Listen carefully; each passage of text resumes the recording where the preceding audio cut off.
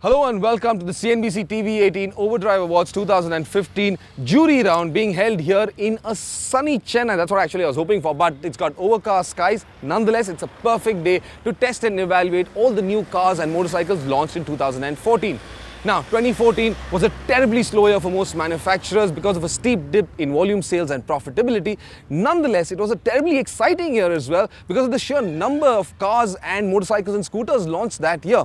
But before I lead you into the nominations that are fighting it out for the Car of the Year award, let me introduce you to the jury. Hari Singh, Overdrive's close ally for many years now, is a 5-time Indian National Rally champion and an automotive consultant to manufacturers. Gaurav Gill is the only Indian to have won an International Rallying Championship when he won the Asia Pacific Rally Championship in 2013. He is also a multiple Indian National Rally and Racing champion. Bob Rupani is Overdrive's consulting editor and a renowned author who has written many automotive and travelling books.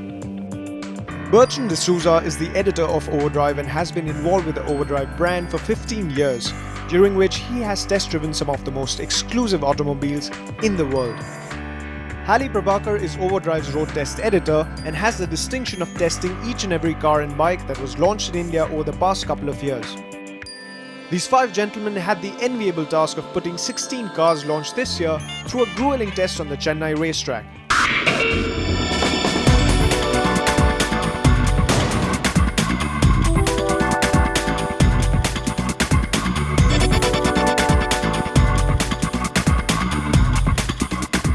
Maruti Celerio has been a surprise mover in the Indian market. It really invigorated the segment and rather the market in whole simply because of the AMD transmission that it offered out. It was a game changer when it came into the market and introduced the convenience of an automatic transmission to a whole lot of Indians who are now looking at this with a lot of pleasure, with a lot of interest.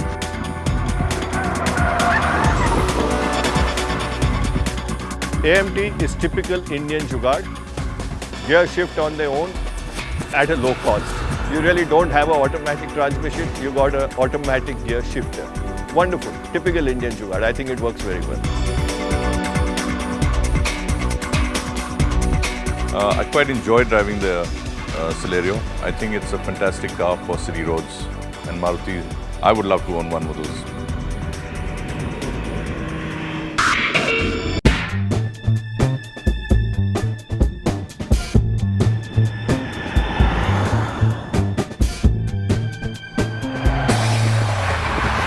Alto K10, I think again, great vehicle, first time users, entry level vehicle, improved over the last one, highest selling car in India. What can you say about it? Good job.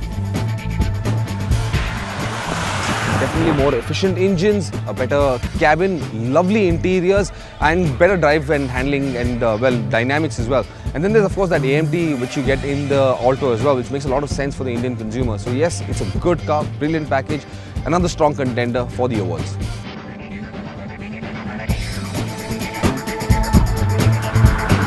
got 3.15 lakhs. It's a great entry-level car. Very basic, but great after sales. You know you're buying a product that you will be able to keep for a long time, and Maruti has a reputation to give excellent service.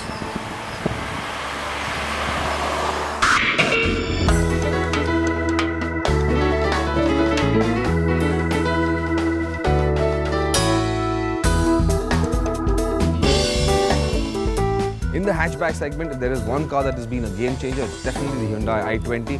They have raised the entire segment to a whole new level. The styling is sharp, very good looking, interior space, excellent, diesel engine, wow, really refined, good to drive, overall an excellent vehicle. To drive, the car has improved upon the previous i20. The previous i20 is known for its softer dynamics. The new i20 is slightly better, and I think that's the right way forward for Hyundai.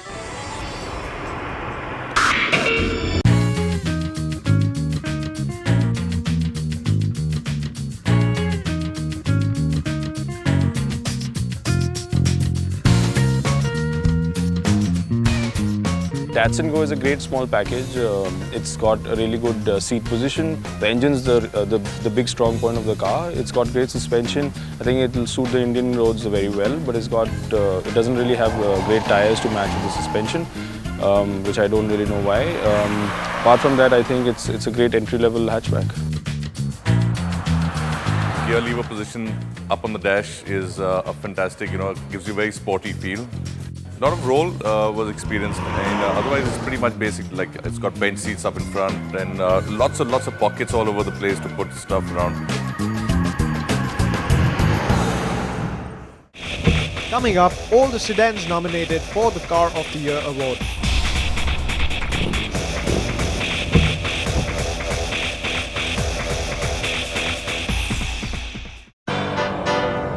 Welcome back, you're watching Overdrive. Now let's take a look at some of the sedans nominated for the Car of the Year award.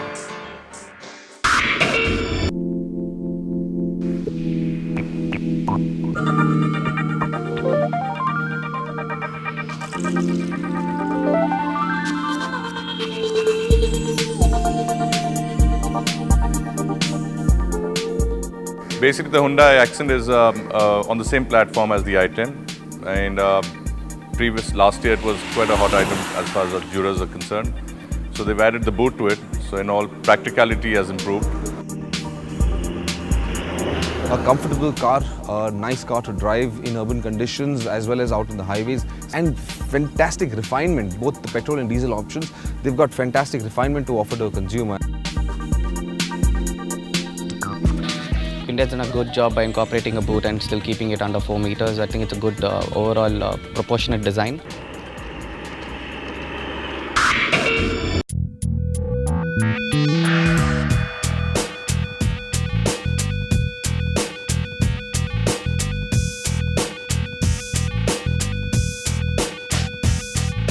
The Honda City is one of the strongest contenders for the CNBC-TV18 OVERDRIVE Car of the Year award, simply because it's a fantastic package overall. Good ride quality, decent handling, but that space management inside that cabin is just fantastic.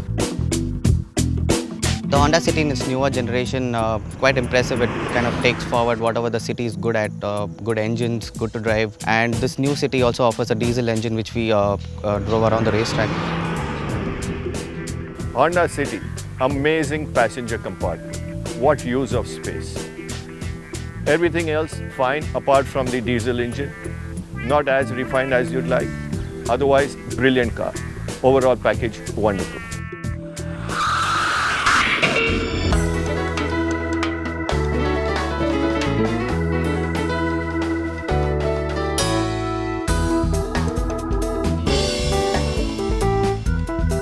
Maruti Suzuki CS, I think a great effort by the company. Lots of features, nice interior, good looking car, spacious. Engine, drivability, I think the gear ratios, engine are perfectly matched. Ideal for Indian driving conditions.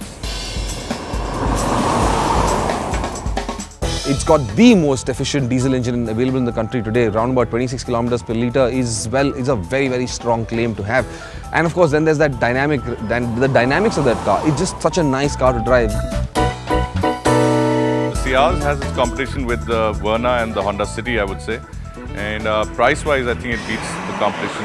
And I think overall also I'd go for the Ciaz in that segment.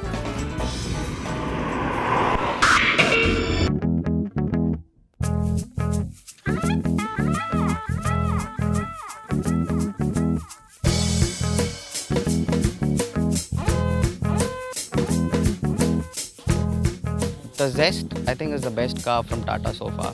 It's a big leap forward compared to its predecessors.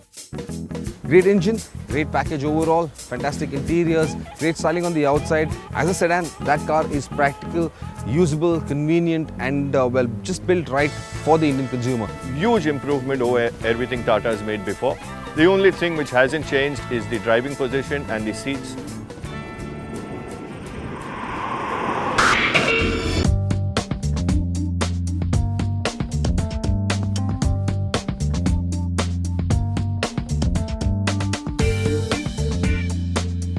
It's dynamic, it's fun to drive, it's just brilliant all over. And it's got this fabulous automatic with paddle shifts. It's sporty, it's elegant, it's comfortable, it's dynamic. Everything that you want in a mid-size luxury sedan, it's right there in the Corolla.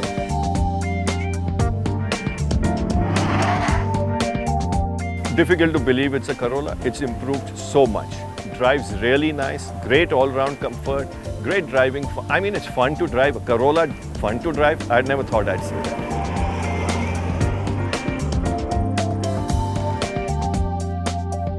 The handling around the track was fantastic. The automatic gearbox performed very well. Downshifts, upshift, pedal shift, it had it all. The interiors were again, a lot better than what I expected from Toyota. I mean, they were actually a little more classy and,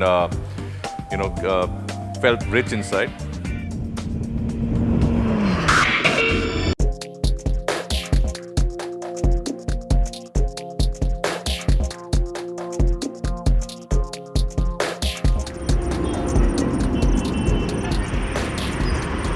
The Audi A3 has been a surprise package for 2014 because it's the premium car available at a very affordable price point. At an entry price point, it's a fantastic way to step into the luxury segment. It's got several of those characteristics that you'd look for in an Audi. Yeah, the A3 felt fantastic on track. Handled it brilliantly. It was a point-and-shoot kind of steering that you could use with it.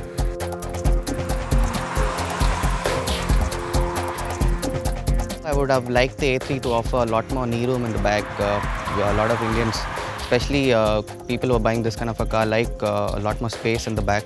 I think the A3 doesn't offer a lot more compared to, say, a premium hatchback.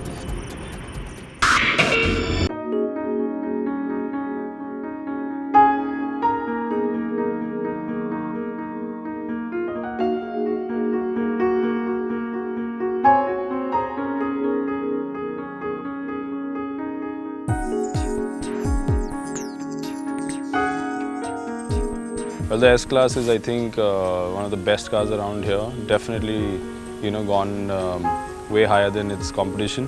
And the best part was, for me as a driver, such a huge car, a lot of weight, but it just handles like a dream, tons of power. So, I mean, I'm in complete love with it. Such a fabulous car, the very pinnacle of motoring, whether it is luxury, whether it's performance, whether it's dynamics, whether it's ride quality, whether it's convenience, whether it's features, whether it's design, style, you name it. The S-Class has really changed what luxury cars should be for the years to come ahead. What can you say about the S-Class? Mercedes has taken it to the next level or to the next level. I think the competition is going to take about 5 years to catch up to what they've done in the S-Class. The way you get pampered in the rear seat, you can't compare it to any other car right now on sale in India. And the features and the entire feel inside makes you feel like a king.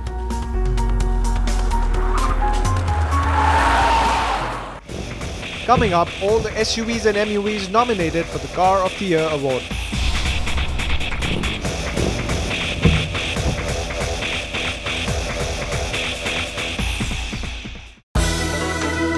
Welcome back, you're watching the jury round of the 2015 CNBC-TV18 OVERDRIVE Awards.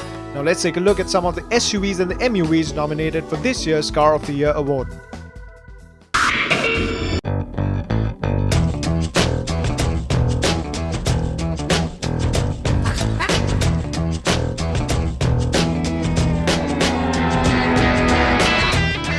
The new Scorpio seems a all new design, but it's actually the same old body with a new face and a rear end. In terms of dynamics, the new Scorpio gets an all new revised suspension, different springs, and that really helps in terms of ride quality. It's improved, it's not as bumpy as the previous car, and that's a positive coming from Mahindra. Also, in terms of features, the Scorpio has always offered something first in its segment, and this new Scorpio takes that further.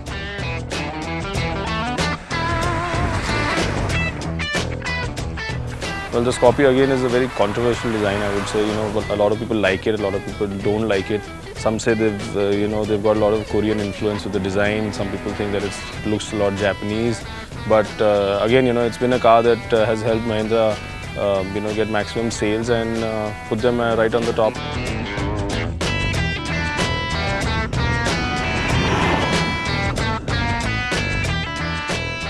I was just sitting in the back of the Scorpio. The seating is high. There was a lot of headroom up there, excessive I felt, which means the vehicle is so much taller than other SUVs. This one has got a lot more ground clearance than the Mahindra Scorpio, but the Mahindra Scorpio is so tall, and this compromises what in my opinion is its driving dynamics. It tends to roll a lot more.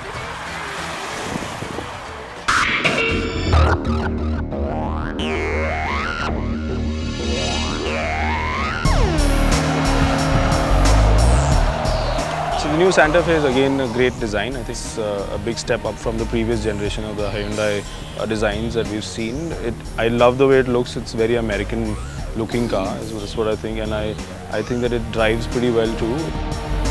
Every new vehicle that's coming almost from Hyundai is a huge leap forward. I like the style very much, eye-catching, has lots of presence on the road. Interiors are nice, space is good. I like the flex rear feature, very nice, innovative. Overall, again, a good car.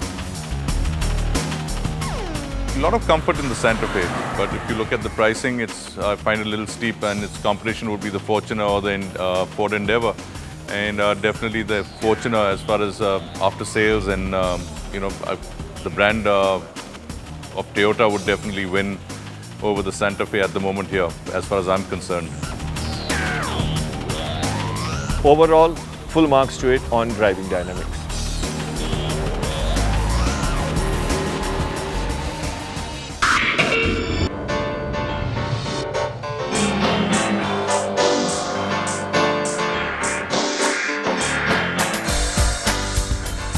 Coming with the all-wheel drive, again a fantastic move from Renault.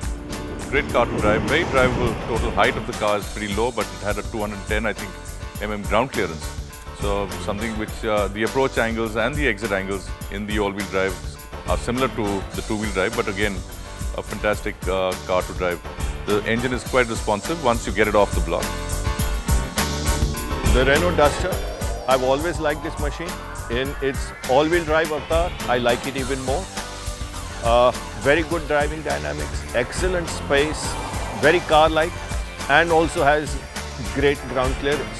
I mean, overall, as an all-round package, it's a car that I really like. I call it a car, not an SUV, because it drives like a car.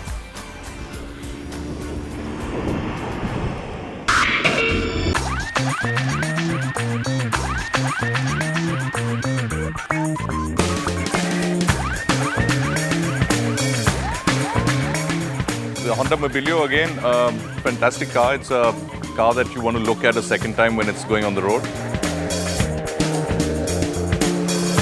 Honda's been a benchmark when it comes to space packaging, and the Mobilio takes that forward. A lot of space, especially for 6 passengers. The third row could have been a lot more spacious, but then considering the overall length of the car and the size, I think the Mobilio does a good job in terms of space.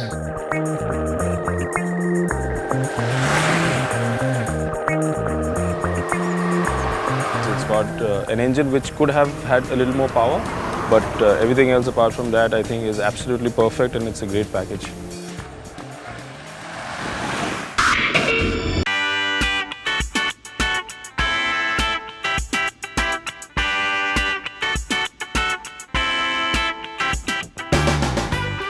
The Enjoy, I'm pretty disappointed as such as far as the finish is concerned. The interiors are not anywhere patched near the Innova, or the driving comfort as well. So basically it's just maybe 10% better than the Tavera they had.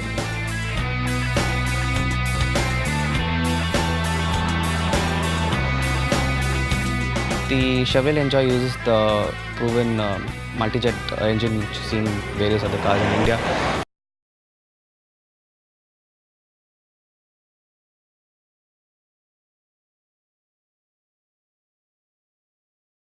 But the gearbox doesn't really fit well with the car, so it doesn't slot in really well, and I think Chevrolet should do a better job in terms of the transmission used and tune it better to the engine. For the price you pay, the car offers a lot more space, and in its segment, though the other cars offer better dynamics and it's a better quality. So those were the nominees slugging it out for one of the most prestigious awards in the country today, the CNBC-TV18 OVERDRIVE Car of the Year Award. I'm going to say goodbye to you right here, but coming up next week, we've got Shumi who will introduce you to the nominees for the Motorcycle and Scooter of the Year award category.